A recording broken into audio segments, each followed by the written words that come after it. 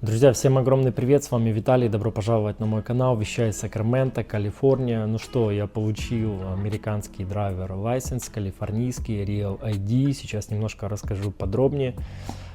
Спустя одну неделю после того, как я позвонил им, в одном из видео я рассказывал, что у меня были проблемы с правами в плане того, что 3 недели не приходили на почту. Я уже начал бить тревогу, поехал в DMV. Для тех, кто не смотрел то видео, мне сказали, что тебе нужно звонить на специальный номер, подтвердить legal presence, типа твое легальное нахождение, такой дабл-чек именно по телефону, то есть ни в одном DMV мне не могли помочь физически, то есть когда я присутствовал там с оригиналами документов, паспортом, там формой I-94 и другими документами, они проверить это не могут. Вот только по звонку как-то проверяют. Мы тогда позвонили, и ровно через неделю права были уже на почте. Возможно, это кому-то информация будет полезна и поможет. Сейчас здесь у нас вот в Калифорнии, вот, в частности в Сакраменто, поголовно всем не приходят права. Уже где-то до 5 человек я знаю,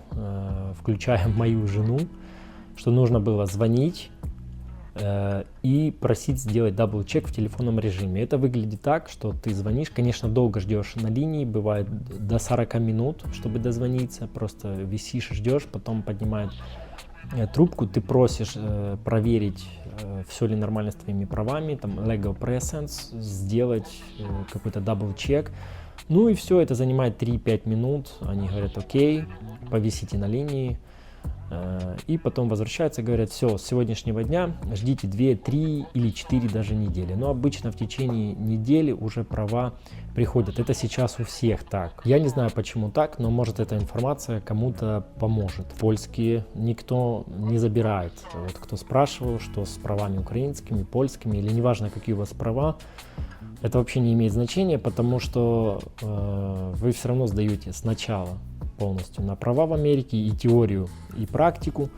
Никто не спрашивает, есть ли у вас права, покажи их, и вообще, то есть эти права никому не нужны, кроме как, если вы здесь первое время можете поездить на них, или когда вы как турист, вы можете на них ездить там до 3 месяцев, возможно, до 6 месяцев в каких-то штатах.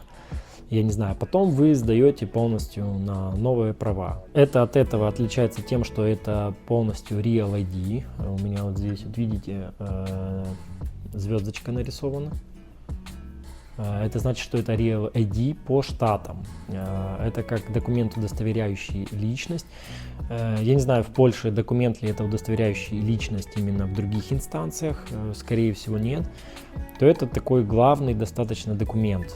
То есть все граждане и обладатели Green Card, неважно, вот они имеют в основном driver license, и везде их предоставляют. В банке, в любых службах, там social, куда бы ты ни шел, в DMV, везде вот этот даешь документ. Также ты можешь по нему путешествовать именно внутри Америки, также там на Гавайи слетать. Вот это вот документ, удостоверяющий личность, можно летать на самолете, поезда и так далее, и так далее. То с вот этими правами, насколько я знаю, ты не полетишь по Европе, нужен только довод особистый, вот, а с этим можно. Значит, что здесь на этих правах написано? Здесь серия номер.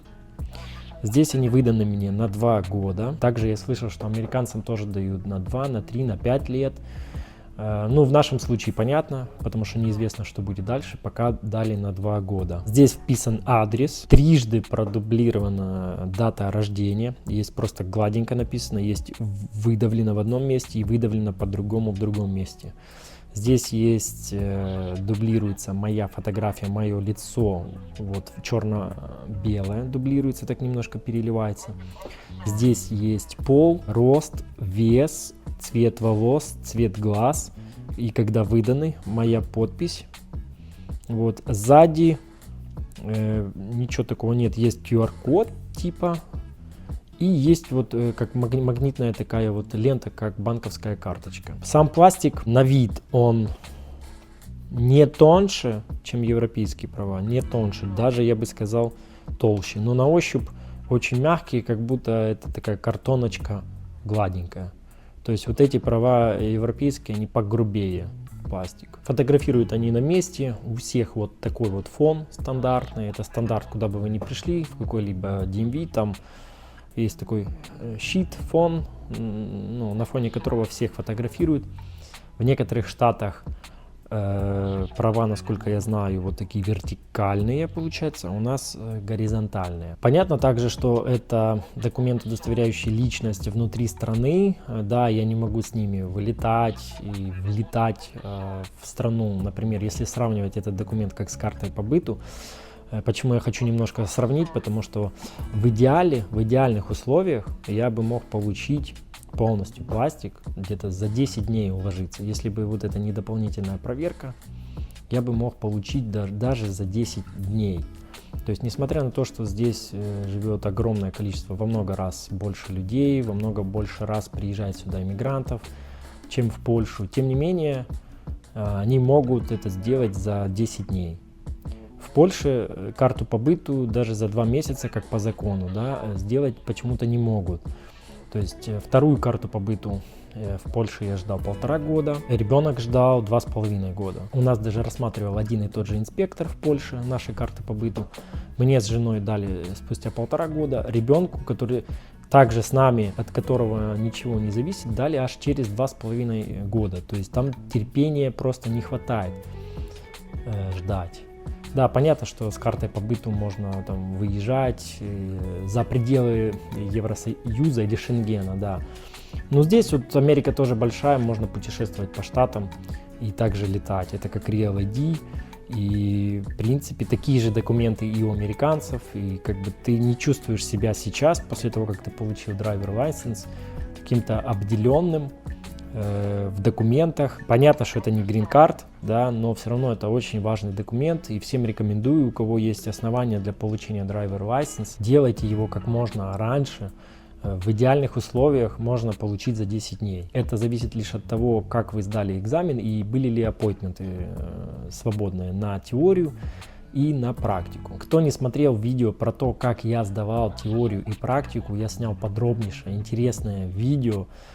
Я оставляю ссылочку в описании, обязательно можете посмотреть, как я сдавал. Я рассказывал в теории и показывал на машине, прям ехал и показывал, как проходил мой драйвер-тест. Вот. Очень интересное видео, переходите, обязательно посмотрите. На самом деле это не было сильно сложно, я готовился сам по мобильному приложению, скачал, правда оно было платное немножко, для того, чтобы там были полностью все тесты и экзамены, такая более расширенная версия. Хотя можно найти и сайты, и приложения, возможно, даже бесплатные, где можно потренироваться. Также есть люди, которые просто прочитали книжку. В Калифорнии и в Вашингтоне, точно знаю, есть на русском языке. Прочитываешь книжку 1 или 2 раза и тоже сдаешь экзамен. В других видео расскажу вам про другие документы, которые я также получил. На сегодня все. Подписывайтесь на мой канал, ставьте лайк. До новых встреч. Пока.